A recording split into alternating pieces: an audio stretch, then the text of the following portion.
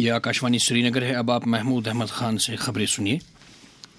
حکومت نے 2022-23 سے 2025-26 تک کی مدت تک سکل انڈیا پروگرام کے لیے 8,800 کروڑ روپے کی منظوری دی ہے۔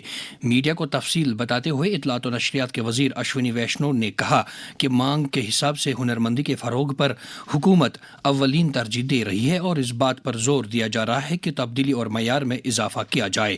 انہوں نے کہا کہ حکومت نے 31 مارچ 2028 تک 3 برس کے لیے صفائی کرمچاریوں کے لیے قومی کمیشن کی مدت میں بھی توسیع کی منظوری دی ہے۔ وزیراعظم نریندر مودی 10 فروری 2025 کو پریکشا پے چرچا پروگرام کے تحت طالب علموں کے ساتھ بات چیت کریں گے۔ اس پروگرام کا مقصد طلباء کو امتحانات کے دباؤ سے دور رکھنا ہے۔ یہ اس پروگرام کا 8واں ایڈیشن ہوگا۔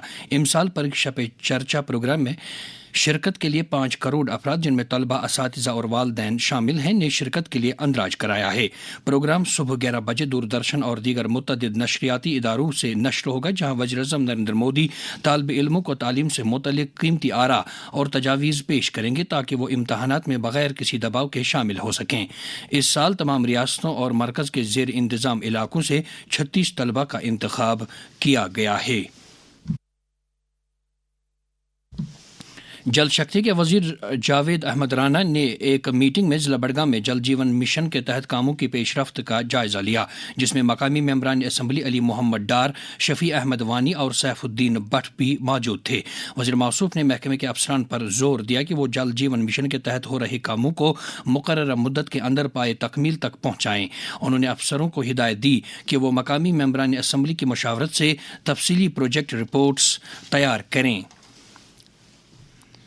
چیف سیکرٹری اٹل ڈلو نے ایک انٹریکٹیو مصنوعی ذہانت پر مبنی پلیٹ فارم سمادھان 2.0 کو عوام کے لیے وقف کیا ہے۔ اس پورٹل پر شہریوں کے ذریعے رجسٹرڈ شکایات کے ازالے کو یقینی بنایا جا سکے گا۔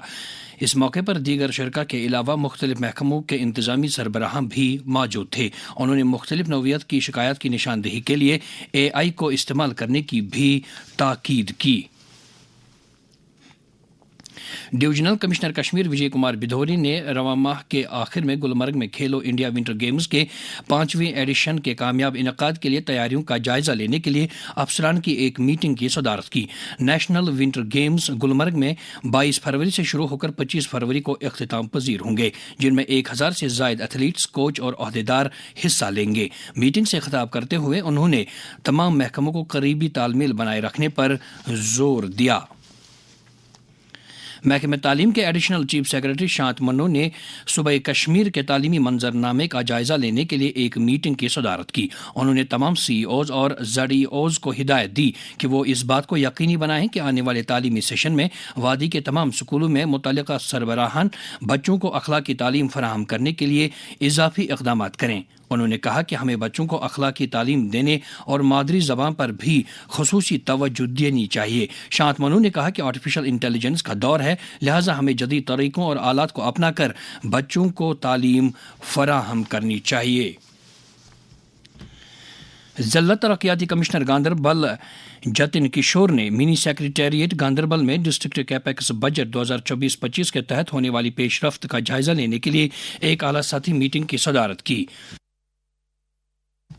انہوں نے دیہی ترقی، صحت، تعلیم، R&B، power development, Jal Shakti اور زراعت اور متعلقہ شعبوں کی کارکردگی کا جائزہ لیا۔ کمشنر موصوف نے افسران کو ہدایت دی کہ وہ فنڈز کے زیادہ سے زیادہ استعمال کو یقینی بنائیں اور تمام منظور شدہ منصوبوں کو مقررہ مدت میں مکمل کریں۔